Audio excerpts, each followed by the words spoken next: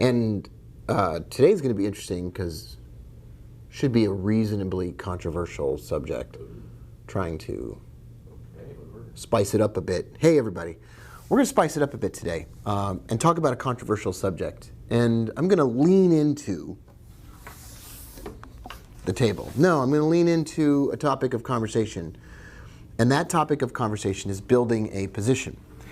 And I promised that we would talk about this yesterday, and that's exactly what we're going to do. Hi, Nate.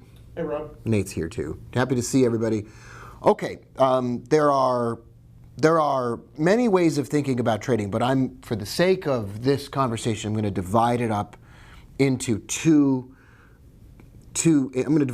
ways. One, you can think about trading in terms of binary 1 versus 0, or win versus loss. Thanks to Google for this beautiful Google Pixel book. I paid for it, but I'd like to think that they were our sponsor. Wouldn't it be nice, Nate, if they were our sponsor? That would be amazing. Yeah, brought to you by Google. Sure. Brought to you by Google. This presentation is brought to you by Google. Not really. Anyway, most people think about trading wins versus losses. And what makes this really interesting to me is you get a person, they get a winning trade, and they're so happy.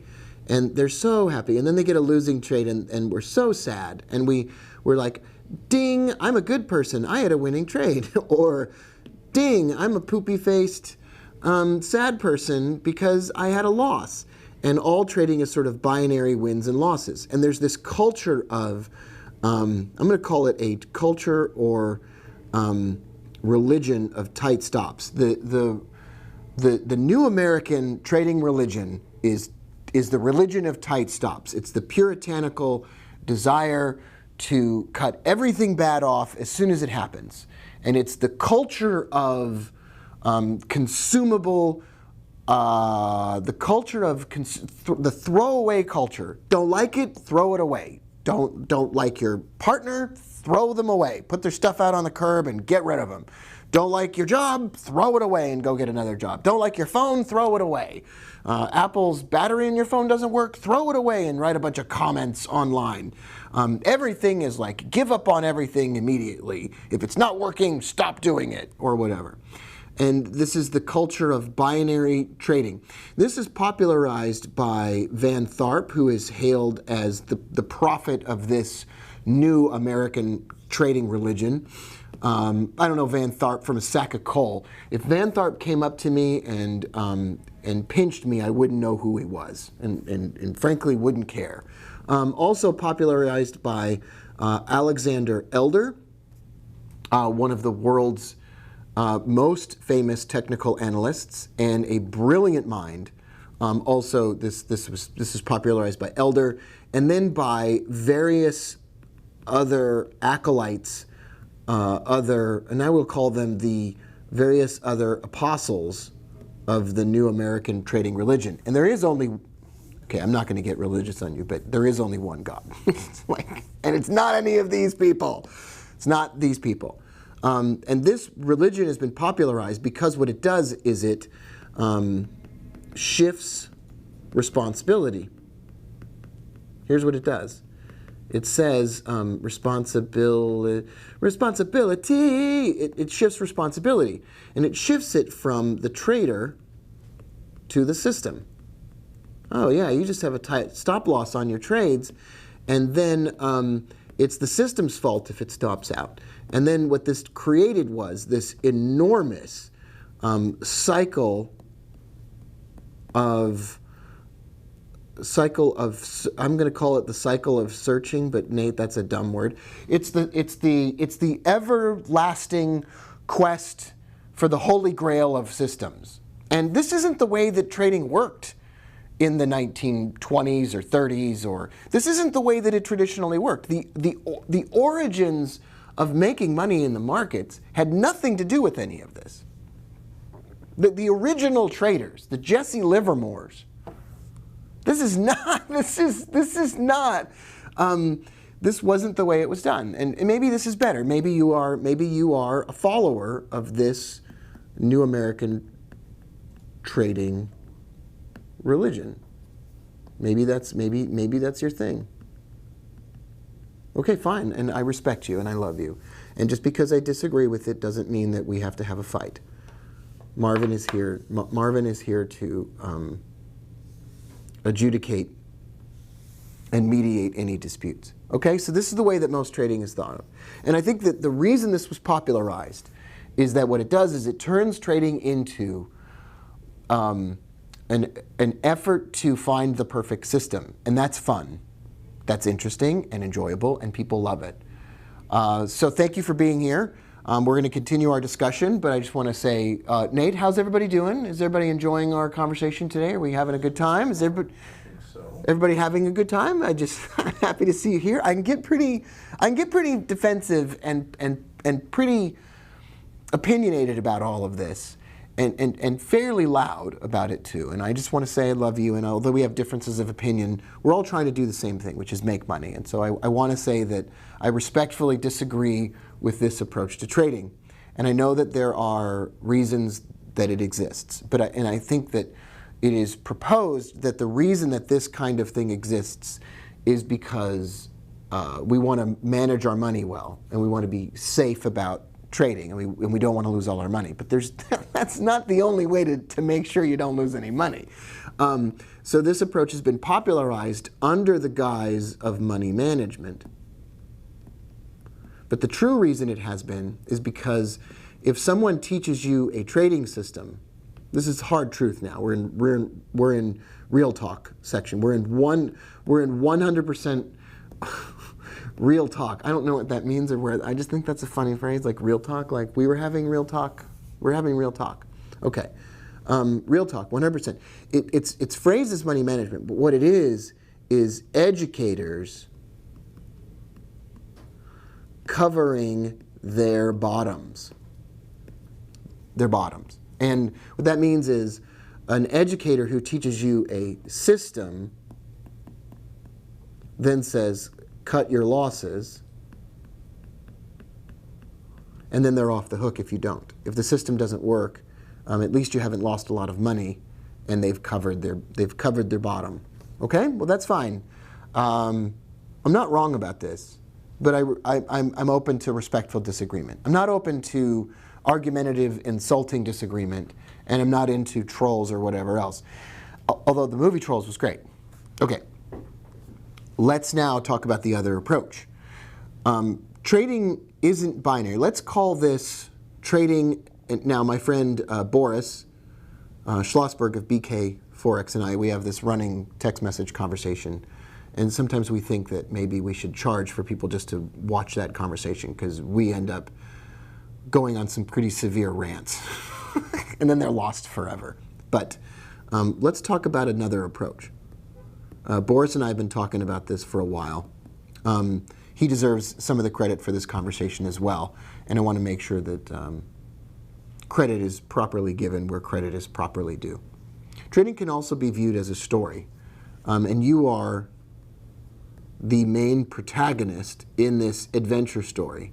You are Frodo, the Trading Hobbit.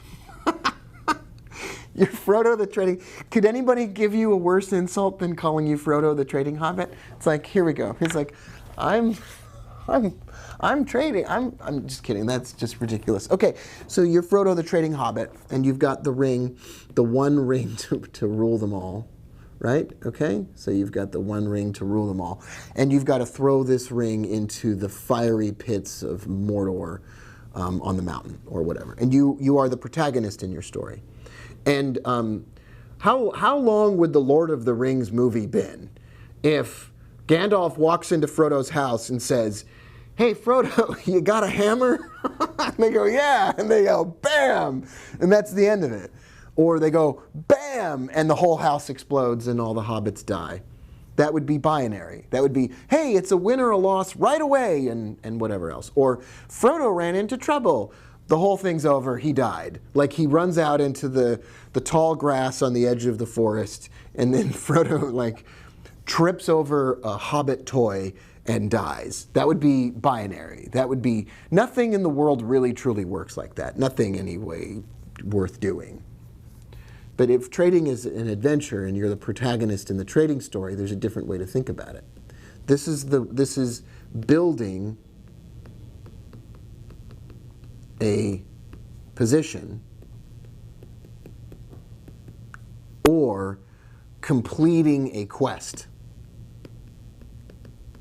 All right. So what are the? You might not be able to hear Nate perfectly, so I'll repeat what Nate says when I ask Nate a question. But what are the essential things to bring along on a quest, Nate? If you're going to have like a supplies list, what are the essential things? I mean, even people and supplies. What do you need? You need food. You need food, and do you need enough for one day, or multiple? What's that bread they had in The Hobbit? What's taters, precious? Okay, you need. Okay, so you need food. You need a Samwise. You need a Samwise sidekick, right? You need your adventure sidekick. You need a wise wizard. You need actual supplies. You gotta sleep on something to build fires with something. Yeah, so you need supplies for a fire, sleeping, shelter. Okay, and then you need, last of all, and this is the most important one, you could actually do without all of those things if you have a burning purpose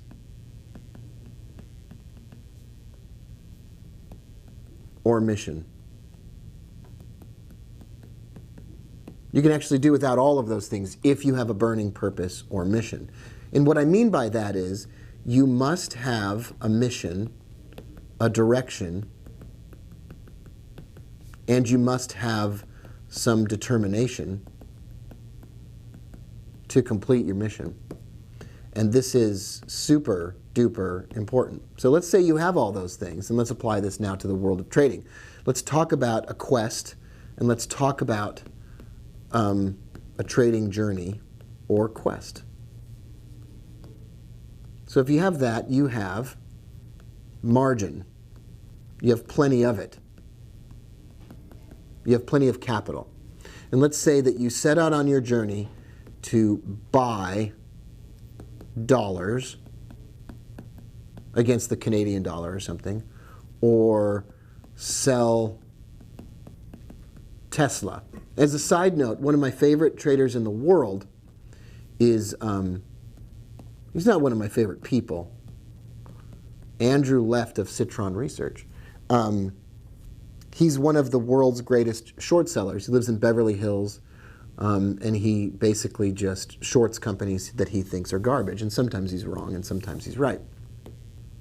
But he builds a case against a company, and then he writes up a whole document and sends it out to the whole web and gets on television and whatever else. And I don't know what he's like as a human person, but I love this concept that he's on a mission to prove that he's right about some companies defrauding investors or whatever else. So for your question, you need margin, you need a mission, a purpose, or a direction. And to do that, you have a map, which is your chart. Now, if you're a binary thought, if you think of trading as a binary exercise, then what you do is you set out on your journey and it's over immediately. But if you are building a position, you understand that it's a journey with obstacles. So I want you to think about trading in terms of a journey with obstacles. And let's now do this. All right. We'll say, for instance, that you decide that you want to sell X, and X is a financial instrument. And you take position number 1 right here. This is position numero uno. That's the first position that you take, and you're on a journey. Now, you've made a determination based on your map of you understand where you are and what you're doing. You understand your place in the world. You, as they do at the mall, you are here. You also have to have a destination. and we're going to call that destination your profit target. And your profit target is your destination. It's the fiery pits of Mordor. It's the state basketball championship finals in Hoosiers, or whatever else, right? It's your quest. It's your profit target. That's where you're going. So you are here right now, and you're trying to get here. And you're going to build a position to do it. And you know that along the way, you are going to have obstacles. You're going to have price moving against you. But along your journey, you have brought plenty of margin or capital. You've brought plenty of supplies. You have a mentor, a wise wizard or friend, and you have a sidekick, or you have companionship along the way, other people who are on this journey with you. And you build a position, notwithstanding the difficulties, notwithstanding the obstacles. All of human history and human accomplishment can be phrased in terms of this: a mission, a quest, a goal, a map, a destination, obstacles, overcoming those obstacles. All of human success, all human success is mission, obstacles, I'm not spelling this right, obstacles, and goal. All human achievement is that. I have a mission and a purpose. I have obstacles that I will overcome on the way, and then I reach my goal. All of your accomplishment in life are small versions of this leading to bigger versions of this. Everything. So that's, and trading is no different. And when you start thinking about trading in terms of true principles, or the way the world really works, or natural law. Why are movies about quests? Why is Star Wars so popular? Why is the hero's journey? Read Joseph Campbell's Hero of a Thousand Faces. I have it here. I don't know where it is, but I have it. Why are these so popular? Why are these stories so timeless? Because it's the way that human history works. It's the way that human accomplishment works. Natural law. It's the natural order of things, that you have a mission, you will meet obstacles, and then you will achieve your goal. There is no way, not in trading or life or any other significant and meaningful accomplishment, there is no way to delete the obstacles and go from missions to goals. There is no way to do that. It's impossible. It's not going to happen.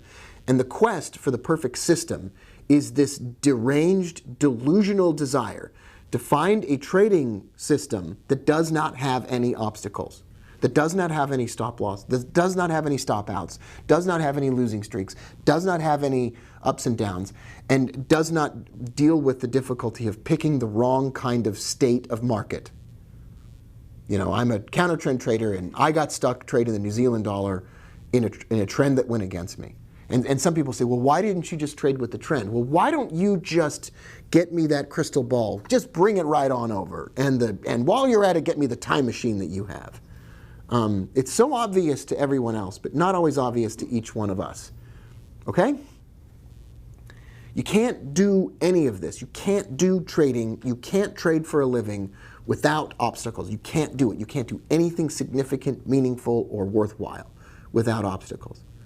And so what I do, and what I try to teach traders to do, is a version of this quest where you start building a position and you add to that position over time, and you eventually wait for the market to go to your target, or you wait for conditions to improve, and you get to your target. Now, this is widely viewed to be the worst idea in the world. Every day of my life as a trader and an educator, I fight the naysayers who say this is dangerous to do it this way. Because what it encourages you to do is hold on to a losing position until it exhausts your capital. Well, I didn't say that anybody should exhaust their capital or their supplies. Number one, this is not dangerous. This is natural law. Okay, and by the way, all successful ventures are dangerous? Do you think after Jesus died, you think he left the apostles with a little note that said, "Hey, everything's going to be fine. No one's going to try to kill you"? No!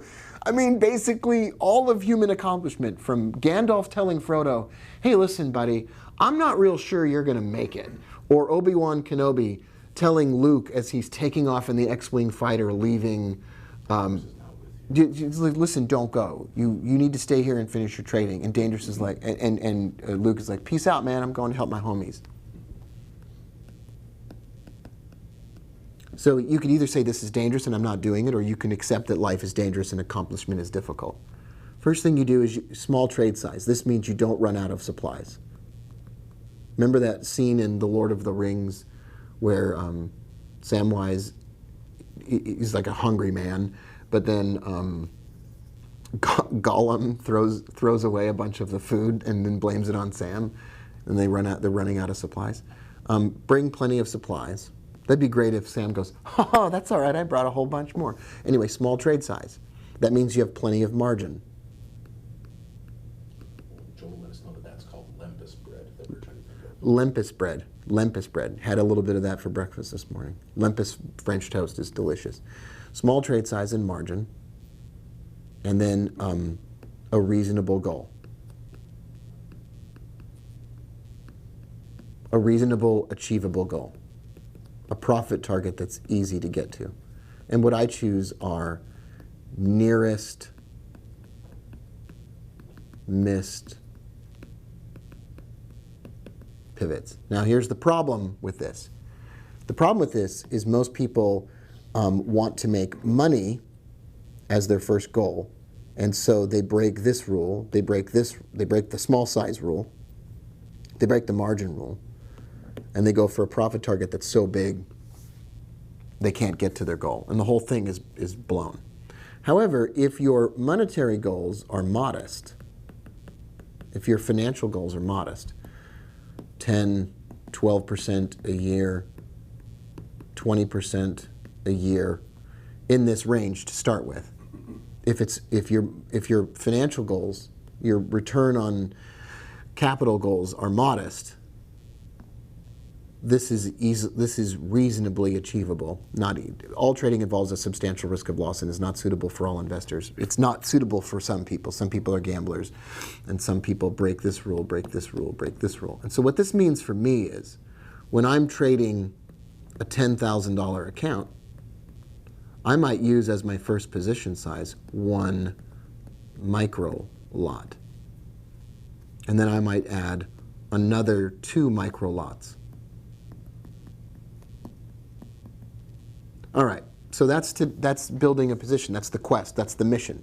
You might say, well, where do you put these trades on? How do you look at a map of the market and know when to start trading? How do you know any of this? When we come back tomorrow, we're going to follow this conversation up with a simple way to read the map of the market and maybe build a position.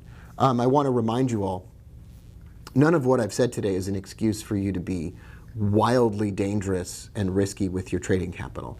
None of this is meant to be an excuse for you to never close a losing position. In fact, what I do is I run a set of robots in my trading account, and then every day that I can, every 24 to 72 hours, I close all the positions, and I keep the profit that I've made, and I close the losing trades that are open, and then I retain a modest amount of money as my profit.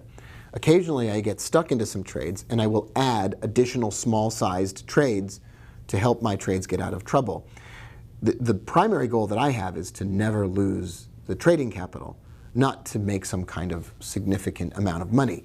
So I just want to state for the record, there is just zero interest on my part in teaching you anything that would risk a significant amount of money or risk any. That's not what I'm saying here. I'm not saying trade like a complete drunken monkey. I'm not saying any of that. I'm saying that if you are chasing after a system where you don't have to endure difficulty, whether it's stop outs in a row or drawdown. If you are chasing after that idea, you will never find it, and it does not exist.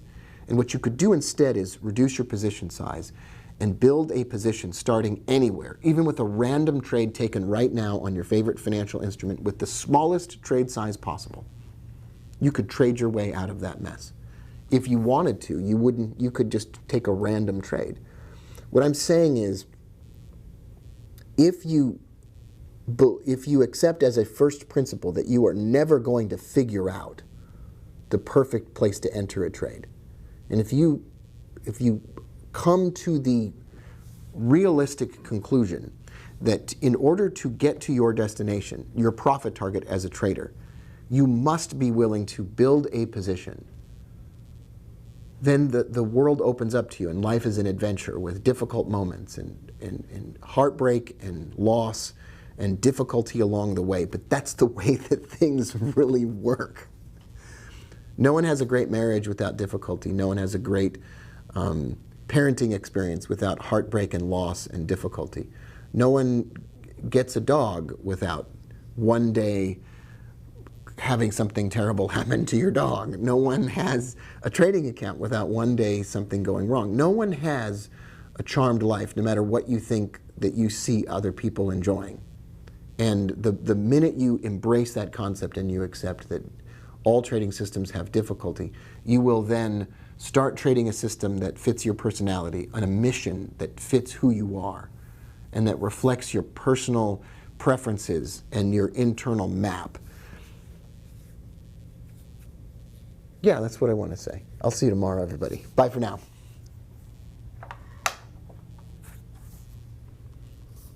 I mean, it's